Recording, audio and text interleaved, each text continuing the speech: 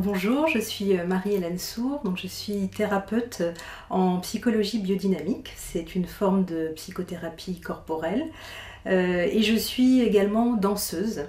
Voilà, et donc depuis plusieurs années déjà, j'accompagne des femmes dans leur quête, dans leur recherche d'éclaircissement des thématiques du féminin qui les touchent. Et j'anime avec elles des séminaires donc qui leur sont spécifiquement dédiés. Voilà, donc dans le cadre du Festival du Féminin, cet après-midi, je participe à la table ronde Femmes sauvages et modernité, dans laquelle je vais particulièrement intervenir sur l'aspect du corps libre. Qu'est-ce qu'on peut nommer un corps libre? Et également parler de l'élan sexuel.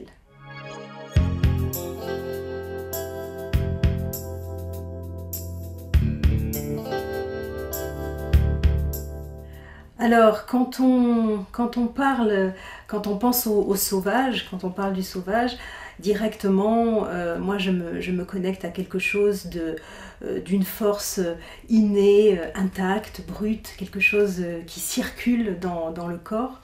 Et je dirais, c'est très lié pour moi à la force de vie. Et la sexualité, qu'est-ce que c'est? Bien, c'est tout simplement ce qui crée la vie. Hein, il faut bien se rendre compte que si on est là sur Terre, c'est parce que on est tous issus d'une rencontre entre un homme, une femme qui ont fait l'amour et ça a donné la vie. Cet ovule, ce spermatozoïde, unis à la force de vie, ont permis qu'on soit là.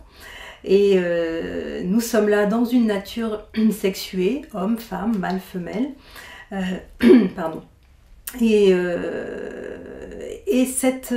ce moment de la sexualité, c'est vraiment un endroit où on peut être dans un total lâcher de contrôle, dans un lâcher prise qui donc permet d'être notamment dans l'orgasme, connecté à quelque chose de beaucoup plus vaste, beaucoup plus grand que soi, et qui est vraiment relié avec cette nature sauvage qui n'est pas du tout conditionné, hein. Il y a quelque chose de totalement libre là-dedans.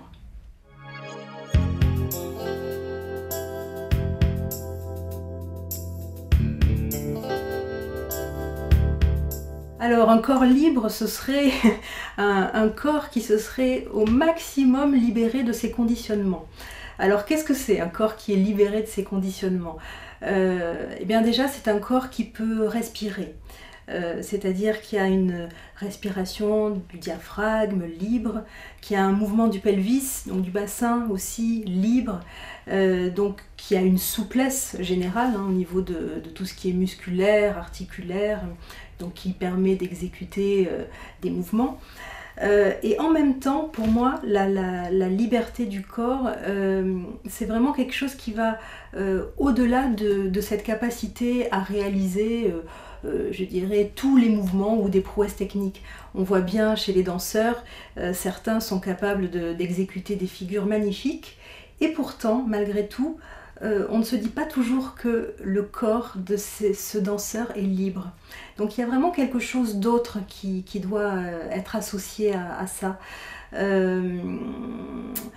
Donc c'est quelque chose peut-être qui, pour moi, va être lié avec une capacité à ce que dans le mouvement vienne s'exprimer autre chose simplement que l'articulation de certains muscles ou certains membres.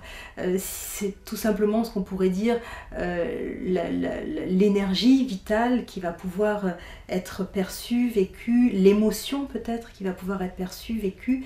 Donc là, on entre déjà dans une autre qualité de mouvement qui est beaucoup plus pleine, hein, qu'on peut toucher dans certaines techniques comme le Qigong ou autres. Et puis il y a un troisième plan qui est le plus grand, le plus beau je trouve dans le mouvement. Et là, quand on le voit, pour moi, j'arrive à me dire oui vraiment, il y a une liberté, le corps est totalement libre. C'est le corps qui est totalement traversé par la grâce, une forme de grâce, et où quelque chose le traverse, quelque chose qui n'est plus fait par le volontaire. La personne ne danse plus, elle est dansée, et là ça devient complètement magnifique.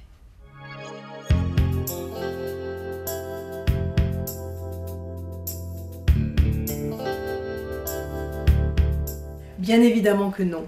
On parle du mouvement, alors bien sûr on pense à bouger toujours, et pourtant le mouvement de la vie est tout le temps là en nous, même dans la plus grande immobilité, et justement c'est très très intéressant d'aller le contacter dans le rien, aller dans cet espace où tout semble vide et où pourtant tout est là, tout est plein.